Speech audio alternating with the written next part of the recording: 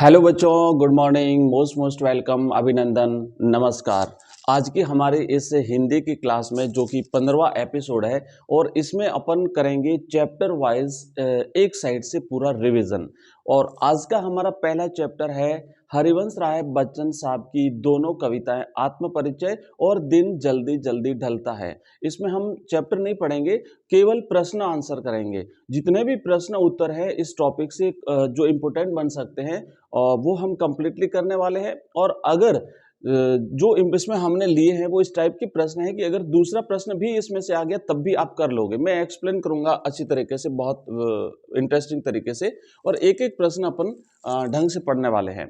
तो यहाँ पे देखो, जैसे पहला प्रश्न है कि हमें एक प्रश्न आएगा ना, 4 नंबर का प्रश्न आएगा, हमें किसी कवि या लेखक का व्यक्तित्व एवं कृतित्व लिखना पड़ेगा। तो उसमें क्या लिखेंगे, कैसे शुरुआत करेंगे, ये सारी चीजें हम देखेंगे। देखो लिखा हुआ है कि हरिवंश राय बच्चन का कवि परिचय लिखिए। हो सकता है इस तरीके से पूछा जाए, या फिर हिंदी कंपलसरी में प्रश्न आएगा कि हरिवंश राय बच्चन, या एक और लेंगे, दो में से कोई एक करना है आपको, का व्यक्तित्व एवं कृतित्व लिखिए। तो दो चीजें पूछिए, ध्यान रखना। इसमें एक तो होता है व्यक्तित्व। व्यक्तित्व में उनके जन्म के बारे में लिखना है, उनके परिवार के बारे में, उनके शिक्षा के बारे में, ये लिखना है आपको। और फिर लिखना है हमें उनके कृतित्व के बारे में। कृतित्व में उनकी समस्त प्रकार की रचना आ जाएगी, जहां जहां इन्होंने काम किया है साहित्य के क्षेत्र में, वो चीज लिखनी है। फिर उनके पुरस्कार लिखना है। लेकिन इसमें यह भिन्न हो सकता है कि जो प्राचीन कवि हैं उनमें पुरस्कार नहीं होते थे, जैसे पहले नहीं मिलते थे, तो नहीं लिखना है। आधुनिक कवियों में ये सारी चीजें ऐसे लिखनी है। तो अगर हमें पूछा जाए कि हरिवंश राय बच्चन का व्यक्तित्व एवं कृतित्व लिखिए, तो हम ऐसे लिखेंगे कि हरिवंश राय बच्चन साहब जो कि हिंदी में, बच्चों, हरिवंश राय बच्चन साहब जो कि हिंदी में हालावाद के प्रवर्तक माने जाते हैं। अब ये हालावाद क्या है बच्चों, आपको याद होगा, एक फारसी के कवि थे उमर खैयाम साहब। तो उमर खैयाम से प्रभावित होकर के उन्होंने हिंदी में इसे लागू किया था। हाला का मतलब होता है शराब, और हाला का मतलब होता है मदिरा। तो मदिरा या शराब को अपना वर्ण विषय मान करके कविताओं की रचना करी थी। हालांकि ये इनकी शुरुआती कविताओं में मिलता है, बाद की कविताओं में नहीं। बाद में तो जब परिपक्व हो गए, अच्छी अच्छी कविता लिखी है, पर शुरुआती रूप से ये माना जाता है। तो अगर हिंदी में पूछा जाए कि ये विषय कौन लाया था, तो ये लाए थे हरिवंश राय बच्चन साहब। तो लिखेंगे कि हिंदी में हालावाद के प्रवर्तक रहे कवि हरिवंश राय बच्चन साहब का जन्म 1907 में इलाहाबाद में हुआ था। अब कई बार प्रश्न ये भी पूछा जाता है, जैसे कभी निराला का पूछा था कि हिंदी में मुक्त छंद के प्रवर्तक कौन माने जाते हैं। तो हो सके इस बार छोटा प्रश्न पूछ ले कि हिंदी में हालावाद के प्रवर्तक कौन माने जाते हैं। तो आप याद रखिए। अब देखो, इसमें हमने तीन चीजें एक साथ लिख दी। क्या लिखा?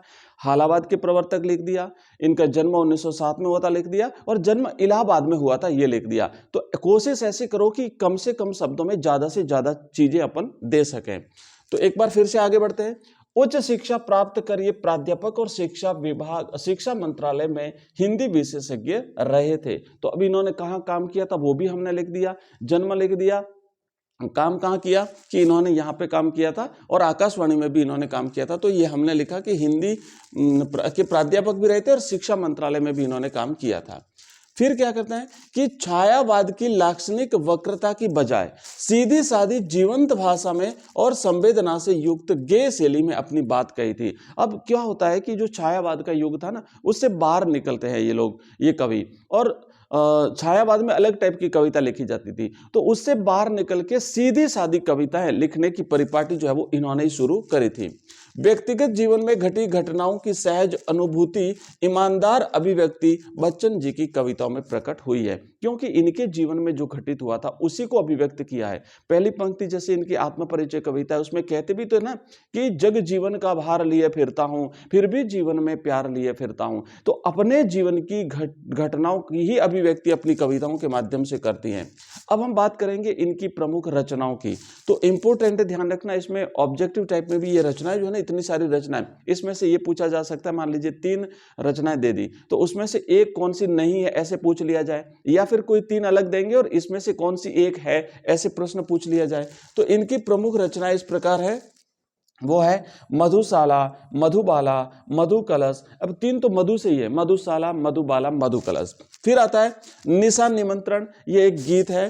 फिर है एकांत संगीत, आकुल अंतर, मिलन यामिनी, ये सभी इनके काव्य संग्रह हैं। ठीक है, अब देखो फिर इनकी आत्मकथा है, तो पहले तो आपको इनके इनके जो काव्य संग्रह है वो याद रखना है। फिर इनकी आत्मकथा है जो 4 खंडों में प्रकाशित हुई है, तो वो 4 खंडों के अलग अलग नाम दिए हुए हैं। क्या नाम है? क्या भूलूं के क्या याद करूं, नीड़ का निर्माण, फिर बसेरे से दूर और 10 द्वार से सोपान तक, ये इनकी आत्मकथा है और इसके 4 खंड है और 4 खंडों के नाम लिख दो।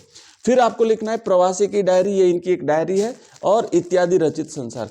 इनका निधन 2003 में मुंबई में हुआ था। तो अब जन्म से शुरू किया, निधन पे खत्म किया, और बीच में इनका जो घटनाक्रम था, जीवन क्रम था, हमने संक्षिप्त में कंप्लीटली लिख दिया। तो ऐसे लिखना है आपको किसी भी कवि या किसी भी लेखक का व्यक्तित्व एवं कृतित्व। वैसे हम अभ्यास करेंगे क्योंकि अब हम चैप्टर वाइज जब इसका कंप्लीट हिंदी कंपलसरी का अपन क्वेश्चन आंसर्स ले रहे हैं, तो पर डे जो चैप्टर आएगा उसके कवि और उसके लेखक का इसी तरीके से मैं कंप्लीटली आपको अच्छी तरह से समझा दूंगा। आप तो ढंग से पढ़ते जाइए, एक एक चैप्टर हम कवर कर लेते हैं ताकि बाद में अपने पीछे कुछ भी नहीं रहे, दोबारा से आपको पढ़ने की आवश्यकता नहीं पड़े। और इस चैप्टर को हमने पहले ही अच्छी तरह से समझ लिया है। अगर आपकी इसकी कविता, अगर ये जो कविता है हरिवंश राय बच्चन साहब की आत्मपरिचय और दिन जल्दी जल्दी ढलता है, ये अगर समझना चाहते हो तो इस वीडियो के डिस्क्रिप्शन में लिंक मिलेगा हमारा प्लेलिस्ट का, उस प्लेलिस्ट में जाइए, उस कविता को समझिए और फिर आइए प्रश्नों पर। सारे के सारे क्वेश्चन आपके क्लियर हो जाएंगे। चलिए, दूसरा प्रश्न है कि कवि ने सांसों के 2 तार किसे कहा है और क्यों कहा है? कवि कहता है ना, मैं कि सांसों के 2 तार लिए फिरता हूं, फिर भी जीवन में प्यार लिए फिरता हूं। कर दिया किसी ने झंकृत इनको, कर दिया किसी ने झंकृत इनको, मैं सांसों के 2 तार लिए फिरता हूं। तो सांसों के 2 तार से तात्पर्य क्या है? कवि ने जीवन की तुलना तारों के बाजे से की है। तारों का जो बाजा होता है ना, जैसे एक तारा हो, जैसे वीणा हो, मतलब जैसे ही उसको तारों को झंकृत किया, अपने उसको छेड़ा, तो उसमें से संगीत निकलता है, उसमें से ध्वनि निकलती है। तो इसी तरीके से कवि क्या कहता है कि जो जीवन है वो भी एक प्रकार से उन तारों के समान है, उस बाजे के समान है। जीवन सांसों के चलने तक उसी प्रकार चलता है जैसे तारों को छेड़ने तक उससे संगीत की मधुर ध्वनि निकलती है। जो वाद्य यंत्र होता है, जैसे वीणा है, तो वीणा के तारों को जब हम छेड़ेंगे तभी तक ध्वनि निकलेगी, जैसे ही हमने उन तारों को छेड़ना बंद किया ध्वनि बंद हो जाएगी। तो हमारा जीवन भी ऐसा ही है। ये जीवन भी जब तक सांसें चलती है तब तक जीवन है, जैसे ही सांसें रुकी तो ये जीवन समाप्त हो गया।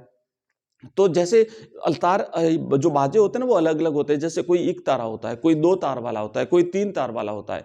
तो यहाँ पे 2 तार वाला जो बाजा है उससे कवि ने अपने जीवन की तुलना की है। क्यों की है? स्पष्ट रूप से आपको समझ में आ गया होगा कि जिस तरीके से हम बाजे को जब तक छेड़ते हैं तभी तक संगीत निकलता है, उसी तरीके से जीवन जब तक सांसें चलती है तभी तक चलता है। तो ये आपको लिखना अच्छी तरह से समझ में आ गया होगा। कई बार ऑब्जेक्टिव में भी प्रश्न पूछा जा सकता है, सांसों के तार से क्या तात्पर्य है? तो सांसों के तारों से तात्पर्य जीवन का चलते रहना। जब तक सांस ले रहे हैं तब तक जीवन है, और इस जीवन को क्या कहते हैं कि प्रेम से परिपूर्ण होना चाहिए। सांसारिकता में व्यक्ति उलझ जाता है और वो जो स्नेह भूल जाता है। आइए आगे बढ़ते हैं, नेक्स्ट प्रश्न की तरफ बढ़ते हैं, अगले क्वेश्चन की तरफ बढ़ते हैं, और यह है तीसरा प्रश्न। क्या कहा है कवि ने कि है अपूर्ण संसार यह न मुझको भाता। कवि इन्हें इस संसार को अपूर्ण बताया है भाई। तो इस पंक्ति के अनुसार कवि ने यह संसार अधूरा क्यों लगता है? तो कवि इसको यह संसार अधूरा लगता है इसलिए कवि कहता है मैं प्रतिपग इसको ठुकराता और मैं अपने स्वप्नों का संसार लिए फिरता हूं। इसलिए मैं क्या करता हूं, यह संसार अपूर्ण है, मुझे अच्छा नहीं लगता, इसलिए मैं अपने सपनों का संसार लिए फिरता हूं। सपनों के संसार से तात्पर्य है बच्चों कवि की कल्पना। कवि काल्पनिक संसार बनाता है, कल्पना करता है संसार ऐसा होना चाहिए, वैसा होना चाहिए, और जब वो संसार उसके अनुरूप नहीं होता है तो कवि उसे भी जो है वो मिटा देता है और एक और नया संसार बनाता है। तो प्रश्न में क्या लिखा है कि है अपूर्ण संसार यह न मुझको भाता। क्यों कहा है? क्योंकि संसार में सब कुछ अपूर्ण है, अधूरा है। संसार में प्रेम नहीं है, संसार जो है वो वैभव, धन संपत्ति वैभव इकट्ठा करने में लगा हुआ है। संसार में लोग ज्ञान प्राप्त करने में लगे हुए हैं, जबकि वो ज्ञान कोई काम का नहीं। क्यों? क्योंकि सत्य की खोज के लिए वो काम नहीं आता। तो इतनी कई सारी चीजें कवि ने बताई है, इसलिए कवि कहता है ये संसार अधूरा है, कुछ भी स्थायी नहीं है। पहली बात तो यह है कि संसार में कुछ भी स्थायी नहीं है, पर फिर भी हम तो ऐसे धन संपत्ति इकट्ठी करते हैं जैसे हमें यहीं पे बस के रह जाना है। सभी माया मोह में फंसे हुए हैं, सभी धन संपत्ति इकट्ठा करने में लगे हुए हैं और राग द्वेष और स्वार्थपरता में लीन है। इसलिए ये संसार क्या है? ये संसार अपूर्ण है। जबकि कवि का क्या है? कवि इसमें से किसी से में भी लगा हुआ नहीं। कवि कहता है भले सुख हो चाहे दुख हो, मैं दोनों में समान भाव से जीवन जीता हूं और मैं इस लोग भवसागर तरने को कई प्रकार के यत्न करते हैं, प्रयत्न करते हैं, पाप पुण्य करते हैं, है ना। कवि कहते हैं नाव बनाते, लेकिन मैं तो नहीं बनाता। कवि का अपना अलग ही संसार है, वो कल्पना करता है और कवि उसी में पूर्णता पाता है। कौन से किस में पूर्णता पाता है? कि उसकी कल्पनाओं का जो संसार है, कवि उसमें पूर्णता पाता है।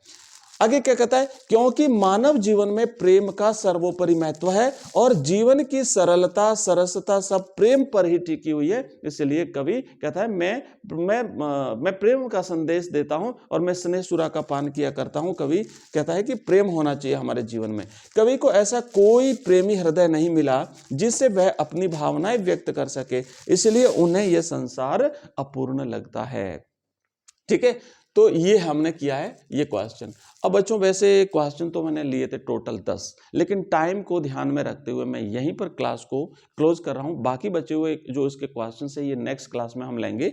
और चूंकि हमारा टाइम का शेड्यूल फिक्स रहता है कि 6 बजे आपको पहली क्लास मिलेगी हिंदी कंपलसरी की, 7 बजे आपको दूसरी क्लास हिंदी साहित्य की मिलेगी। तो इस टाइम का थोड़ा सा इस कमी को ध्यान में रखते हुए आज अपन इतने प्रश्न ही करेंगे। और कंप्लीट जो ये सीरीज है ना, अपने 2000 प्रश्नों की सीरीज चल रही है, ये सीरीज आपको हमारे ऐप में मिल जाएगी। ऐप है बच्चों एजुकेशन राइज। एजुकेशन राइज नाम से अपना जो ऐप है वो प्ले स्टोर पे मिलेगा और साथ ही साथ इस वीडियो के डिस्क्रिप्शन में लिंक दिया हुआ है, उस लिंक पे क्लिक करके भी आप इस ऐप को डाउनलोड कर सकते हो। एक नंबर है जहां पे आप मैसेज करोगे तो आपको लिंक मिल जाएगा, वो नंबर है 9079622989। इस नंबर पे मैसेज करके भी आप लिंक को प्राप्त कर सकते हो। वहां पे आपको ये इस सीरीज के अलावा मॉडल पेपर्स मिलेंगे, टेस्ट सीरीज मिलेगी, ऑनलाइन टेस्ट सीरीज जो होती है वो मिलेगी आपको। कंप्लीट कोर्स मिलेगा ओनली 99 रुपए में, 99 रुपए में पूरा कोर्स मिलेगा आपको। वीडियोज, एमसीक्यूज, ये पीडीएफ के रूप में नोट्स और प्रत्येक चैप्टर आपको वहां पे मिल जाएगा। ठीक है, तो मिलते हैं अगली क्लास में, तब तक के लिए जय हिंद जय भारत।